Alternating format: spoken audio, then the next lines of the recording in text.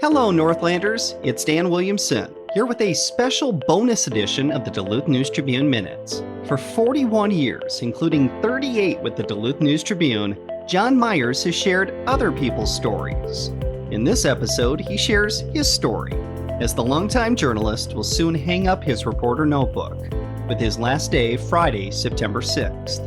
Ahead of his last day, John and I sat down with microphones on Tuesday, August 27th for a fun chat that we thought we would share with you.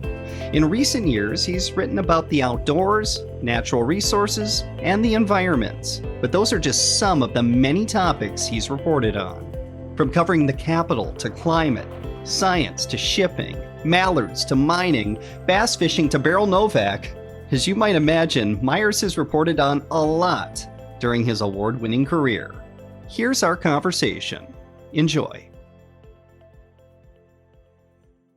John, I used to work at WDIO back in the day, and we had a photojournalist there, the late John Whaley, who unfortunately passed away a couple of years ago. Anyway, he used to tell anybody that was leaving, he called them a short timer. You're a short timer. Yeah, very short, about another 8 days to go, and even less if you count work days. So it's really nerve-wracking. It's like when you do something all of your life or most of your adult life, and then suddenly you're going to stop doing it. It's like, now what? But I'm kind of ready for a change, and we'll see where it goes. I'm wide open right now. So I'm just going to take some time off and have fun and do some fishing and do some hunting and paint the duck shack, and we'll see where it goes. Still an active member, full-time in the media for a couple more weeks here. Anything on the horizon, anything that you would like to accomplish between now and then? No, I've got a fun story running this weekend on high school bass fishing league. And there are 3 schools from our area that are going to be in the state tournament down in Wabasha. Oddly, it's the Minnesota State tournament, but one of the teams is Northwestern over in Wisconsin. And Northwestern and ESCO each have a team down there, a 2-person team, and then Grand Rapids has 3 2-person teams.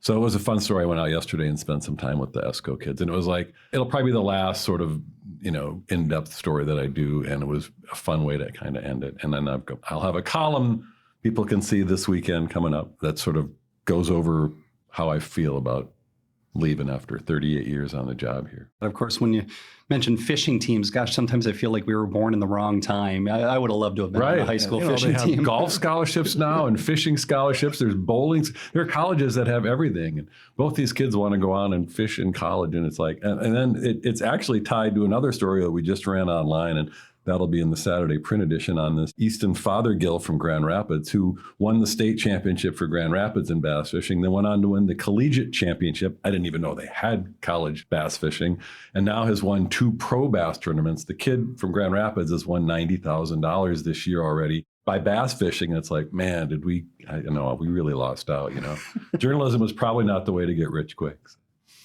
Well, speaking of journalism, you grew up in the Twin Cities, but at some point, I imagine you got bit by the journalism bug or the writing bug. How did this all begin for you? Yeah, Western suburbs guy, grew up in Hopkins, then went to the University of St. Thomas. It was still just a college then, but now they've gotten a little fancy and they call it a university.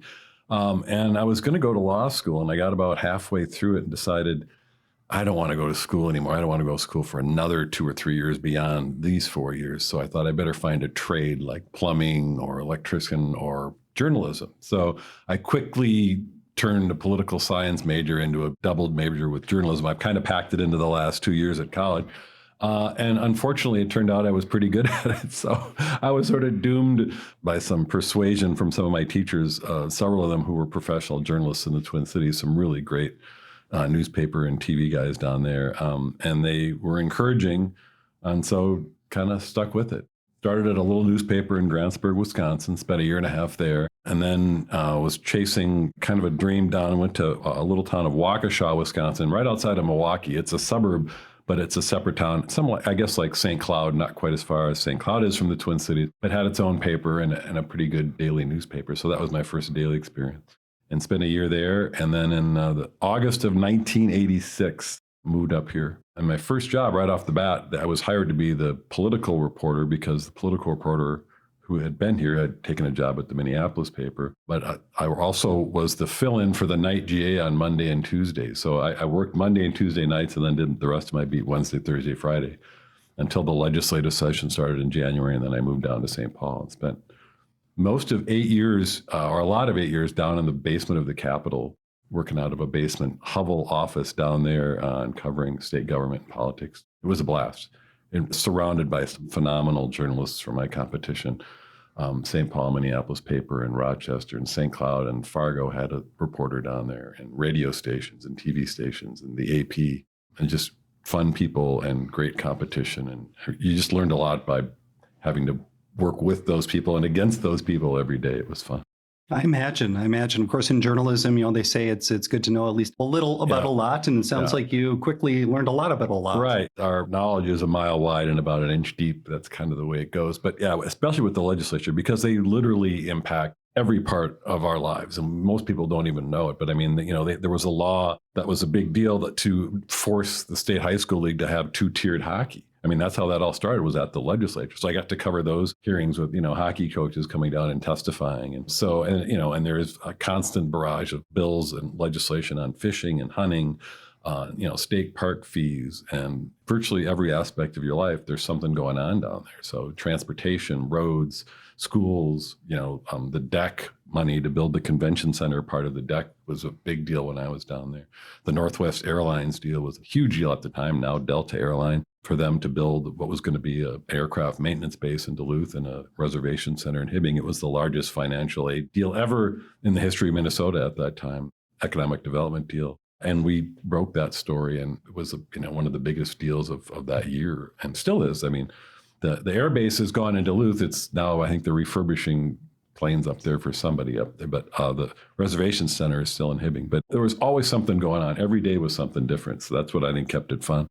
In those early days in Grantsburg and Waukesha, what did you cover out there? Was it a little bit of everything, or did you specialize in something? In Grantsburg, I literally did everything from sweeping the floor to covering basketball games and football games on Friday nights, and city council meetings in 3 different towns, and the county board, feature stories, outdoor stories, literally everything. So it was a way to sort of decide what I wanted to do. And at first I thought I would kind of be a sports guy. Always had grown up being involved in sports and following sports. But I actually started to gravitate more towards the news side. And that became more interesting to me, partly because it was new and different. And to me, the way government operated was fascinating. I know it's kind of a nerdy thing to say, but and how school district operated. And it just, so that's the way I went. And it turned out pretty good in the end, I think.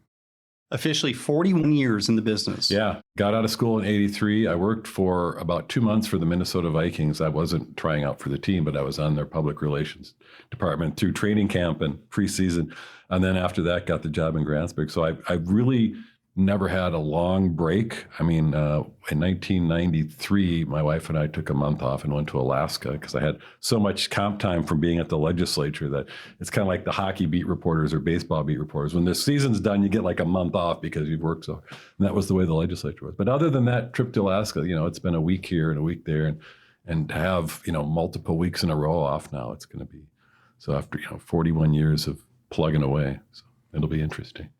That time with the Vikings, I guess you would have caught the kind of the last years of Bud Grant during the first tenure. Were you there for the Les Steckel season? I was there for the last Bud season. I worked there for the last Bud season. I went down the next year when I was in Grantsburg and did a story on Jan Stenerud, who had just moved from the Packers to the Vikings. And our Grantsburg is right on the state line of Minnesota and Wisconsin. So there's both Viking fans. So I went down back to where I'd worked and covered the Steckel training camp. And what a disaster that turned out to be. But yeah, I was there in Bud's last year, and he called me personally by "Hey you." That was how he got, it was a deep personal relationship, very good friends.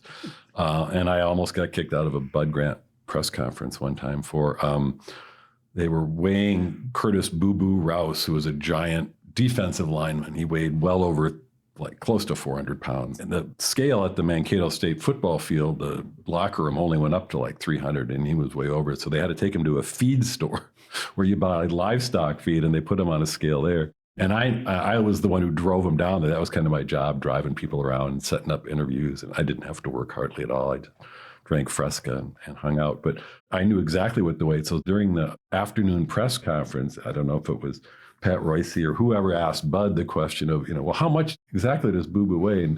And Bud just said, well, let's just say we had to weigh him at a feed store, and everybody's laughing. And I actually then blurted out the exact weight. And Bud's face turned to stone, and my boss, Meryl Swanson, the PR director, turned to stone. And it was like, oh my God, I really learned no one else ever speaks at a Bud Grant press conference except for Bud. So I was warned that afterwards, if I wanted to keep my job, to keep my mouth shut. So it was just kind of funny.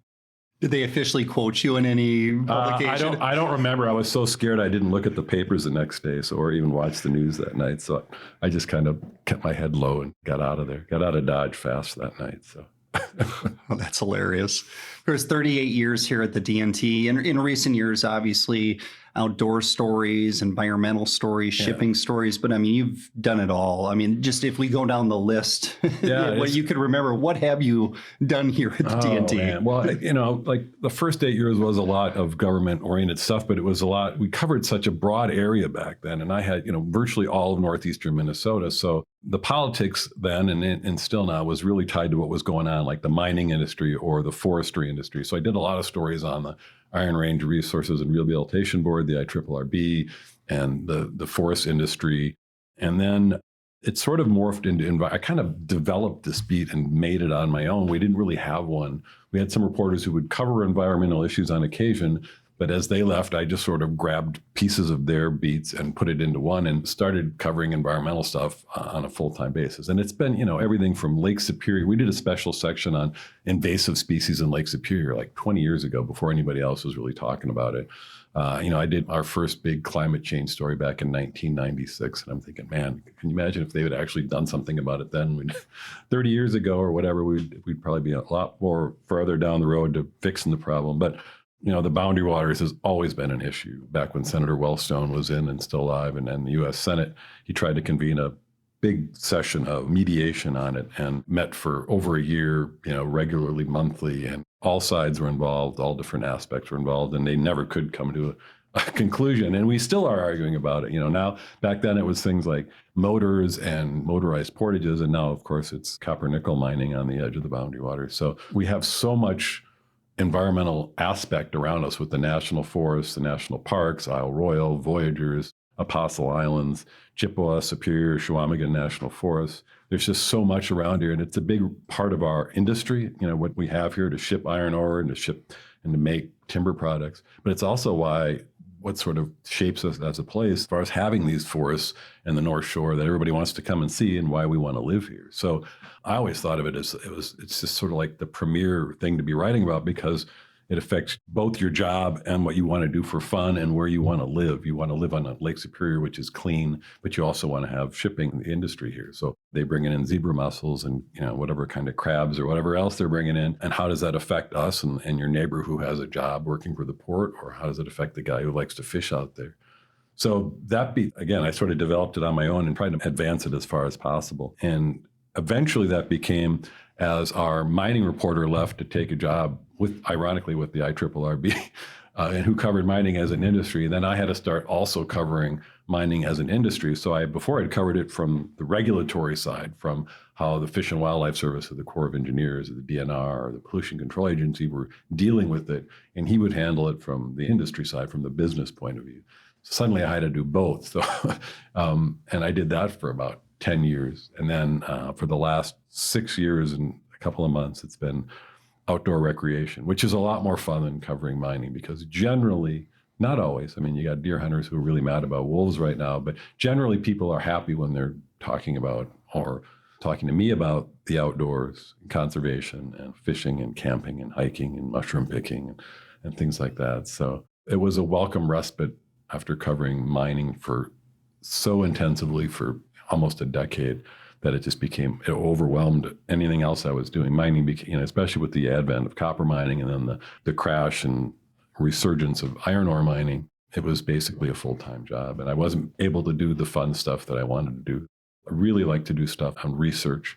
We have so many great research institutes up here with the EPA lab and UMD Large Lakes and the Natural Resources Research Institute in Superior. UWS has the Great Lakes crew, and the Forest Service has their own research people, the Park Service does, and they are all really good at what they do, and they're constantly coming up with new data on what's going on around us, things we never knew before. The Voyageurs Wolf Project, which is out of the University of Minnesota in the Twin Cities, but based out of International Falls, and they've discovered more new science about wolves in the summer months, because no one was able to study wolves in the summer months before, than all other scientists put together until now. So, and they've done this in less than 10 years, and it's just been amazing stuff. Been fun to write about it and watch how people respond to it. I mean, they now have 50,000 Facebook followers or something on Instagram too.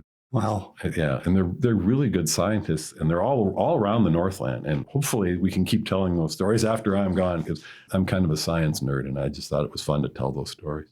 Out of all the beats you've covered, is the outdoors, that type of thing, is that what you would say maybe is what you were most passionate about? Yeah, it's what I like to do. It's what I do. I mean, I'm an old-fashioned hook and bullet guy. I've spent my whole life fishing and hunting all over the country: Alaska, Newfoundland, Northwest Territories, Nebraska, all over. And you do some camping too. And canoeing, and have my own boats, and have a little duck hunting cabin. So doing that is what I always did on my own time. And then it was a little bit interesting to try to do that for your job too. So it became, nobody wants to just keep reading about me. And there are some outdoor writers who write about themselves a lot. And when Sam Cooke left, he said the hardest thing is finding new people and new things to write about every week. And it becomes this monster to feed.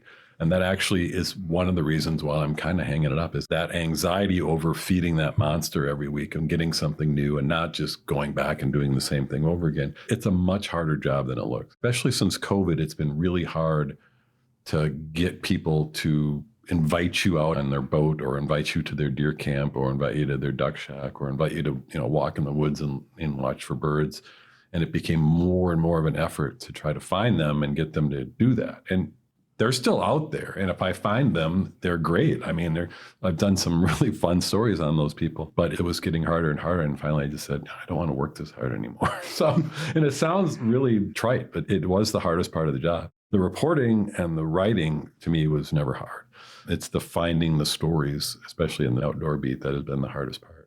Kind of led into my next question. I was going to ask you, what was the most challenging part? And it sounds like that wasn't the easiest by any means. No, and you'd think people would be knocking down the door. And I think early on, in Sam's career, and even early on in my career, I mean, the first column I wrote was, I put my email and my phone number in there and said, call me, and let's go fishing. And people called. So, and I did that a couple more times, but then I felt like, well, I don't really want to beg people.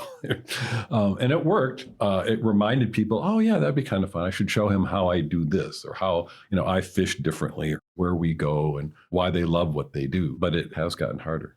I don't know if people are more private, or, what it is. And I totally understand that. I mean, they don't know me from Adam. I mean, these kids that I've talked to yesterday, and the dad have, never met him before. And they're telling me, why they are so passionate about bass fishing. And part of the ability to do this job is the ability to make people feel comfortable to talk. And, you run into this too. And that is that if people are nervous or withholding things, it's not going to be a very good story. That you need to have them relax and be open and be forthcoming. So I guess that's a skill that I had, that somehow I made people, when I wasn't, making them angry, I was making them feel comfortable, I guess. Somehow. But that was another big switch from news to outdoors. Hopefully I'm making fewer people angry, but not always. Of course, you and I had a chance the last couple of years to take a couple of trips to the Brule River for the Steelhead opener in Wisconsin. Clint Austin, our photojournalist, has been on those trips too. This last year in particular, we had the opportunity to see a young man catch his first steelhead, and just the joy. Absolutely, yeah. And I get that quite a bit. I mean, that was just, sometimes things just fall into place, a harmonious convergence. And, when we walk up to a place and start talking to people, and literally in front of us, this kid catches his first big rainbow trout, and we have it on photos, we have it on video, and I'm watching him and can write about it, and then interview him, and interview the dad, and interview the guy who was helping them, their friend who knew the river. And was like, well, we can go home now. We've got our story. I mean, it doesn't really get any better than that. And every once in a while, you walk into that. And I remember this Chuck Curtis, who was a photographer here for 48 years, the longest serving person, I think, in News Tribune history, modern history. He and I were doing a story on shore fishing one time. And, where to go to fish from shore if you don't have a boat. And this was back during a brief earlier stint when I was outdoor writing, in the early 2000s. And we were getting out of the car at Boy Scout Landing on the St. Louis River out on the west end of Duluth. And I'm getting out of the car, and he's getting out of the car, and he's got his photo bag around. And I yelled, Chuck, look. And there on the dock, laying on the dock, was the dad netting a little kid's fish. The way the dock was set up, the fishing pier, he had to reach under some boards, and the kid's fishing rod was over the board. And Chuck just instinctively picked up his camera, got 1 or 2 frames of the guy, the dad, netting the fish with the bass in there, their walleye, and the water dripping, and the kid holding it. And had he not had his camera absolutely ready to go, I actually eulogized about this at his funeral, that he was just the consummate professional. We joked around constantly, but these people we work with are really good at what they do. And, he was just ready to take that photo. It was back in the film days, I think. And, snaps 3 pictures, and that was our cover. That was the outdoor cover that week. That's how good the photo. It exactly told the story of fishing from shore, taking kids out and, using a kernel of corn or a worm. And you don't always get that. You don't always, when you go muskie fishing, you don't always catch a muskie. A couple times we have. On the deer opener, we didn't always have somebody get a deer, but, quite often we did. And we had a pretty good system down where we would, especially since cell phones were common, where we'd have people text saying, in this group of 6 in this deer camp, okay, if anybody gets a deer, you text Clint or you text John, and we're going to come right out to wherever you are. We're going to get a photo of you dragging your deer out. And sometimes we had to drive like 10 miles to get to where they were, but they did it. So we always had, or usually had, really good photos of guys dragging deer out of the woods on the deer opener. Absolutely. That's a good insight there. It's one of those things where you kind of joke about it. The audience only knew some of the, hoops you have to jump through. Go through, right. You mentioned Chuck Curtis, and of course, you've had many great relationships and friendships with a number of colleagues, past and present. Steve Kuchera, right. I've been present for that. He retired a couple of years ago. Yeah. What have those relationships meant to you? You can read about it when the column comes out. One of the hardest things that's been since I've been here is getting to know people so well and getting to be really good friends with them. Some of the best friends I've had in life were the reporters that I worked here and photographers that I worked here. Just a couple of them came up Wednesday, one of them from Florida and a couple from the cities. We went to the Glen Sheen thing, and I hadn't seen the guy from Florida for a year, but they almost all leave. And so you make really good friends with someone for 2 or 3 years, sometimes, even longer. And then they move on. Either they retire or they die, or they go to the Minneapolis paper, the Chicago paper, or the New Orleans paper. A couple of them are at the New York Times right now. Cleveland, one's an attorney, many of them are in public relations. But that kind of wears on you when you get to know. And it got to the point where I stopped.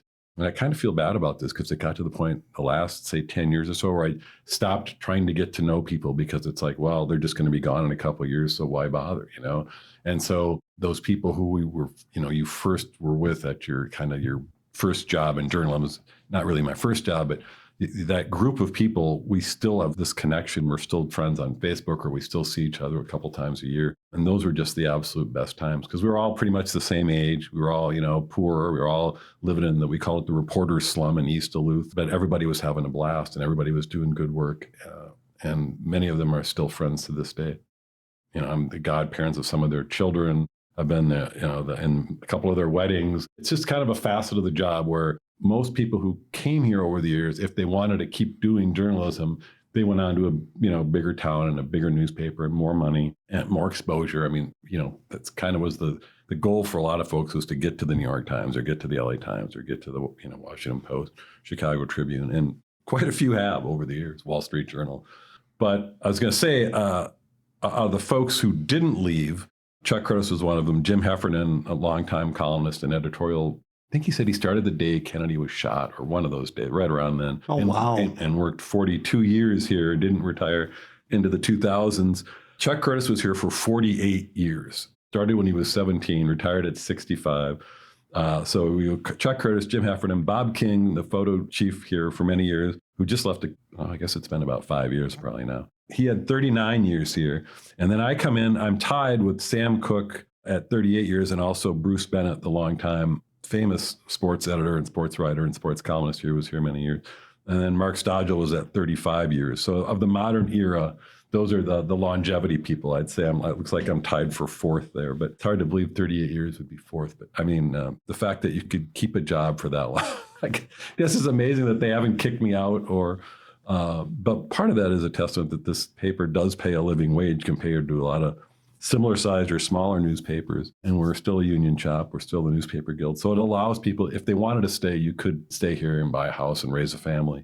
Getting harder to buy the house part now. But Whereas at smaller papers, you just couldn't do that. So I'm thankful that we were a guild shop and that the company has continued to pay us a living wage, and that, that I could stay here if I wanted to. So, but I think, and there's really no way to check on this, but I'm pretty sure that I might hold the record among News Tribune reporters. And this is 160 some years now we're talking about, but I think I have the most bylines of any reporter here, because early on in my career, I was writing 2 or 3 stories a day. I was just a monster for quantity over quality. And so you do that for 30 some years and it adds up. So I think I'm going to kind of unofficially claim the most byline record, if that's okay. I think that's okay. For our audience members out there that aren't familiar with the term byline, right? What is a byline? That's the name on the top of the story. And in the old day, I don't really know who was here before the 50s, because they were not here when I got here in the 80s, other than Chuck Curtis. But it was a lot harder to get a byline back in those days. It was like the editor had to say, well, you did a good job and this is a really big deal, and then we'll put your name on it. But a lot of just the everyday run-of-the-mill stories didn't have a name on it. So I kind of think that's why I'm safe in saying that, is that they would just say Staff Reports or News Tribune or Duluth Herald or whatever. So it's been much more freewheeling to offer a byline for the last 50, 60 years or so. So I'm just going to claim that title.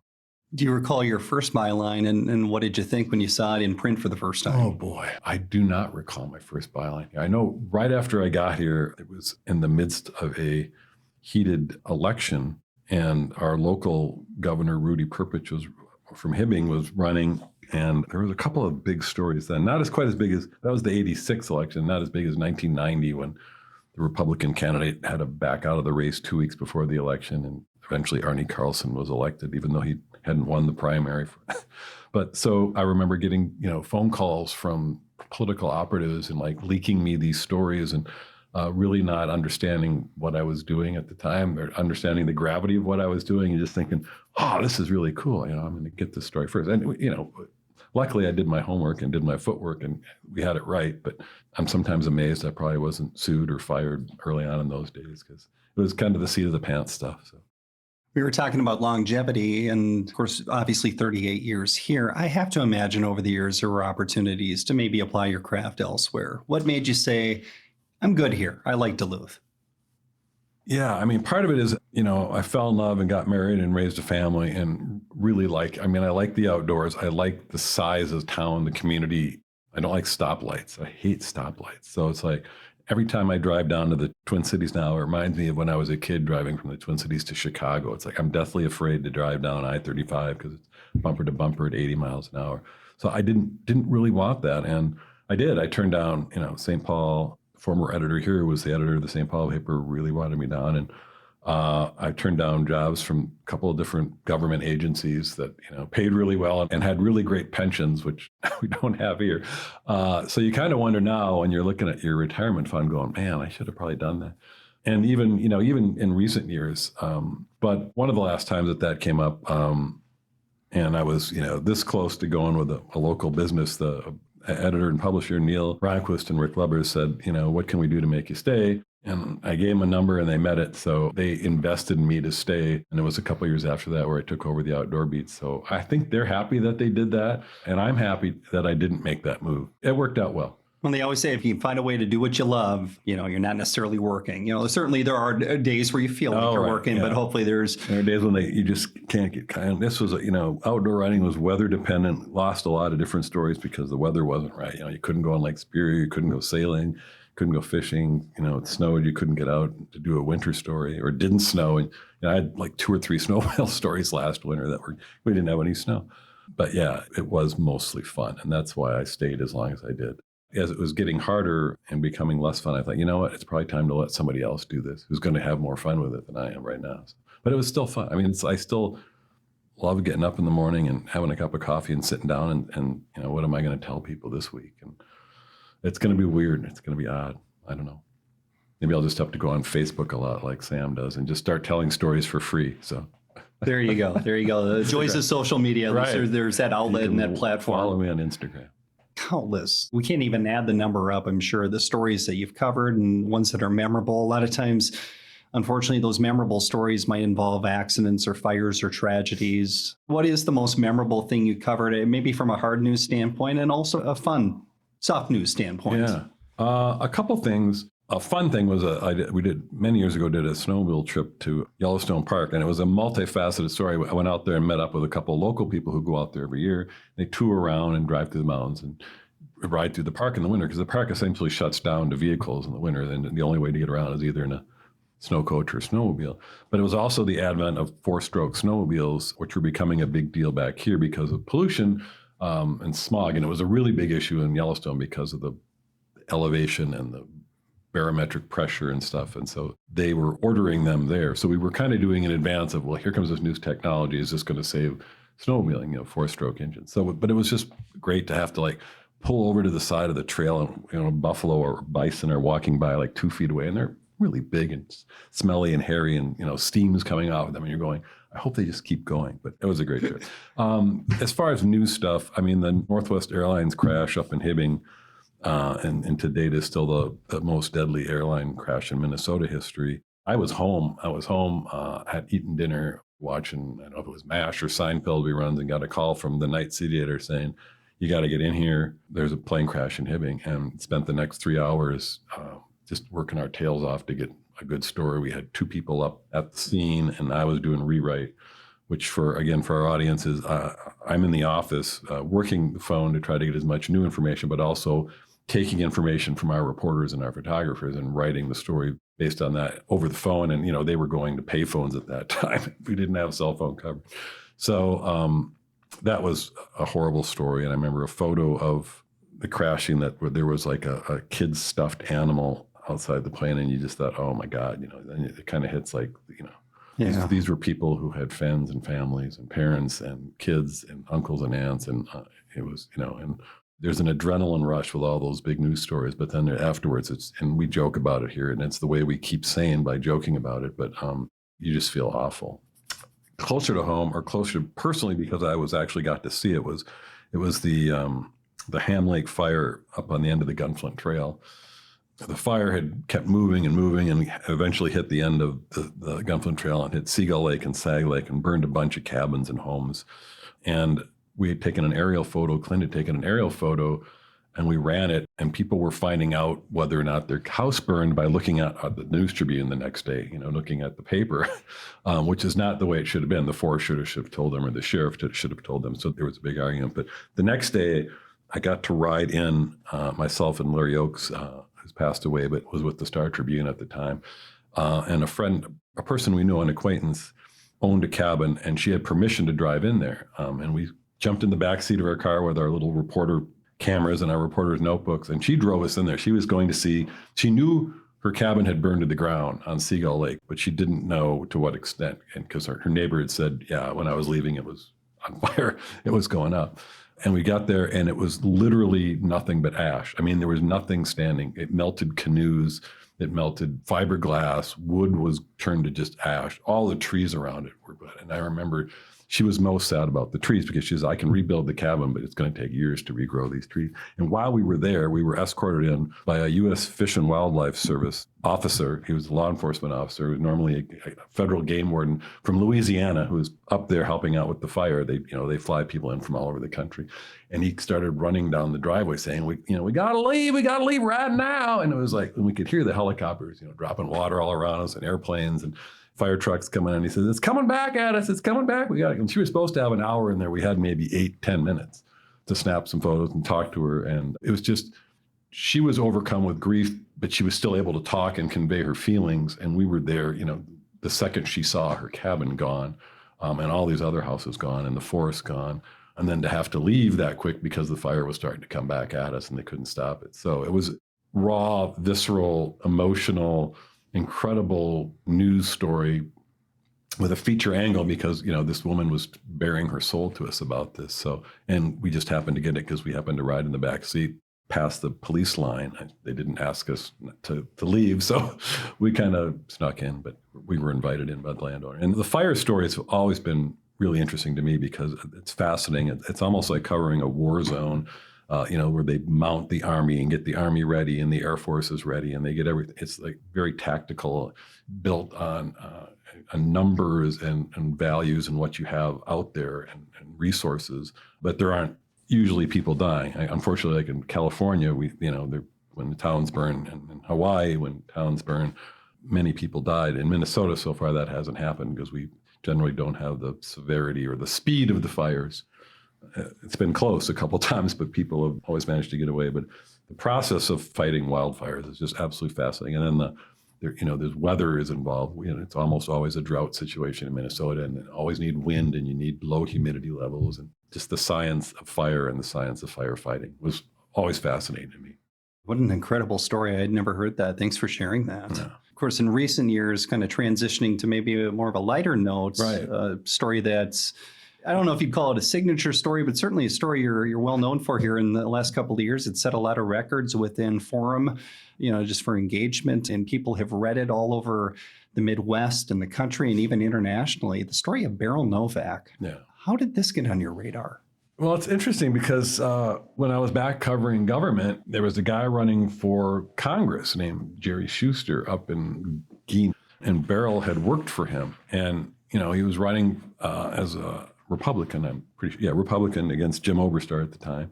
And, there was almost no chance this guy was going to win. Oberstar was safe for 30 some years. But Beryl was very upset because Schuster was running on a law and order, campaign promises. And he at the time was being investigated for paying his employees in 2 checks, one which he paid taxes on and one which they didn't, which he called expenses, but they really had no expenses in what they were doing. So I went up, and Beryl tipped me off to that story, and I went up and talked to him and talked to Mr. Schuster, went down to St. Paul, got the documents, and we did the story. He didn't win. He wasn't going to win anyway, but we thought people should know that this guy's, he's being investigated for this by the State Department of Revenue. So we kind of kept in touch. I went fishing with him once up on Pelican Lake. We caught a couple walleyes. And I think Sam Cook had done a story on him, or at least interviewed him for stories. I'm not sure if he went up there over the years. So he just sort of fell off the map. Well, he didn't have a phone. He didn't have a car. This is essentially a man who lives in the woods in the deer shack that he was going to build as a deer shack, and it ended up being his house for 40 some years, since the 70s.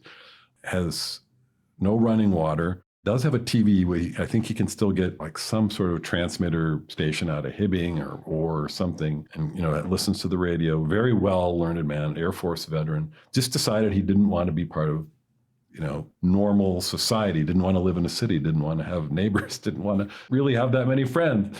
Although he does have friends that help him out and bring him food and stuff. But he finally got a cell phone, or I can't remember how he got a hold of me. Maybe he was in town and he called me on a payphone or something. We went up there and did a story on him right before deer season. He loves to deer hunt, and he's really good at it. He's gotten, 59 deer in 40 some seasons, or more than a deer per season average. And Steve Kuchera and I went up there and spent a day grouse hunting with him on some land that he has. And I think just describing his lifestyle and describing his attitude of, I just want people to leave me. He wasn't mean about it. He wasn't nasty. He wasn't, curmudgeonly old guy. He was older, 70 some now, but he just had this attitude where I just want to live, do everything by myself. I'm going to cut my own wood to, keep my house warm. I'm going to have my own gardens. He grafts apple trees. He learned, just did it, figured out how to do it, and has his own apple orchard, and loves to hunt grouse. He'll shoot a lot of grouse and eat that in the fall and shoot deer. But he has no car, so he can't go to town. So he's sort of dependent on the kindness of neighbors to take him into town to get groceries once in a while, or people will bring him, fresh milk or some fresh meat. And so Beryl is not wanting. But the funny thing about all this, well, it's not funny. Maybe in the end, this will end up all being a matchmaker. But through the story, which, you were right, it did. Not only did it run on the internet all over, but it appeared in print newspapers all over, because people sent them to him all over the country through Tribune Media Service partly, and I don't know how else after that. But a friend of his, and it was a woman who I think graduated a year younger or a year after him at Orr High School back in the 60s, got a hold of him. And they hadn't seen each other for 50 years or whatever. And they weren't really that close in friends, but they were just a year apart in high school.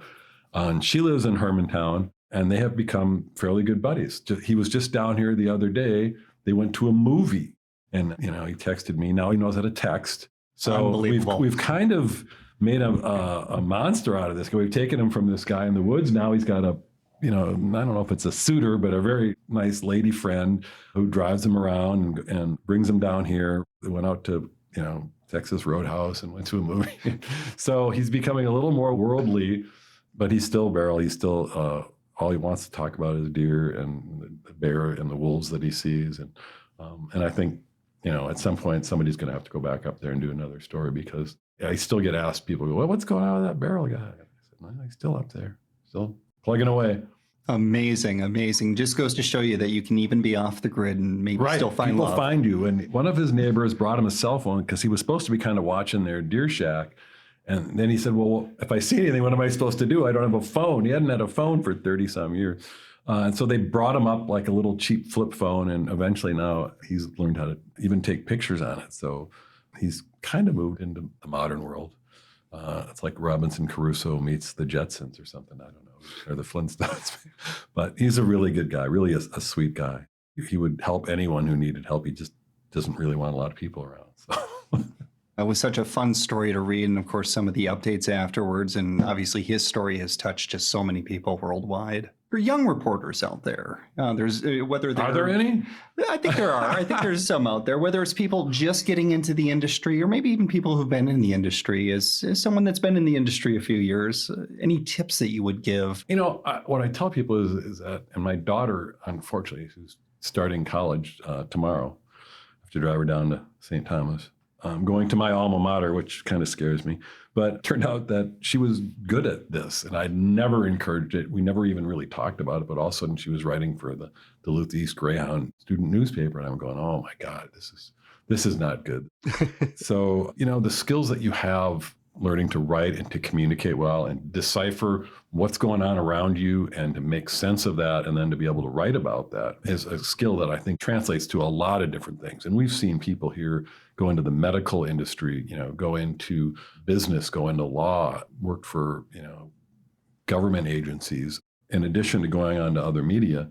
So those skills, I think they can translate to so many different things. But if it's really want to stay in this business, you really have to learn how to use all the technology aspects that you can. But it still comes down to, where rubber meets the road and going out and meeting people and having them trust you and being able to decipher kind of the something from Shinola, be able to the wheat from the chaff and figure out, basically, we all come at this from a slanted point of view. I come at it from a suburban Twin Cities kid who, never really had to grow up in poverty or deal with social issues that a problem. So we all come with our baggage or whatever you want to call it. So everybody has a point of view that they come from, but that doesn't affect how you report or cover the news or cover whatever you're doing. You have to let the story tell you how that's going to be done. You don't come at it with an angle saying, well, this guy is a crook.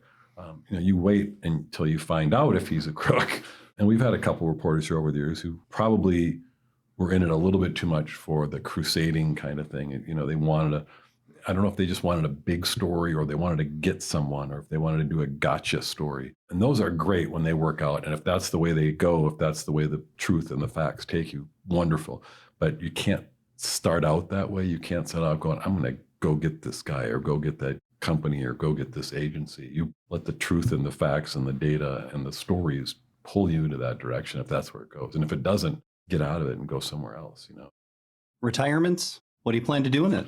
Oh man, everybody says, well, what are you going to do next? And I said, I have no idea. That's probably the scary part, is that I probably have not planned this well. The financial guy says, yeah, you can do it. You're not going to be traveling to Bermuda every winter, but he said, yeah, go ahead, retire. So, but I'll do something at some point. I think I still have something to offer, some do-good organization, that likes conservation or outdoors. I don't know yet, but I'm going to take a couple months and not do anything. Like I said, I'm going to paint the duck shack and do some fall crappie fishing and walk behind the dog in the grouse woods and the pheasant fields and just have some fun, just kind of unlax for a couple of months and unwind and de-work and see where it goes from there. I might go nuts. I might drive my wife nuts because now we're going to be empty nesters. So who knows, maybe I'll be reading at Walmart or something soon because I'll be forced to get out of the house by my wife. We'll see. I imagine we'll see you at Amsoil Arena a few times. For those that don't know, John is a diehard Bulldog men's hockey fan. What has you most excited about this upcoming season? I was scared. I was almost to the point that I was actually thinking about canceling season tickets. We've had season tickets since '95, so I think this is like our 30th year, something like that. Oh, wow. Yeah. As soon as I was done covering the legislature and I was around during the winter, then I said, I want to get season tickets. So we shared them with a couple other couples. And when they moved into Amsoil, we used to have 6 tickets a weekend. My wife and I would go on Friday night for a date night, and then we'd bring the girls on Saturday. So we had 4 tickets on Saturday night.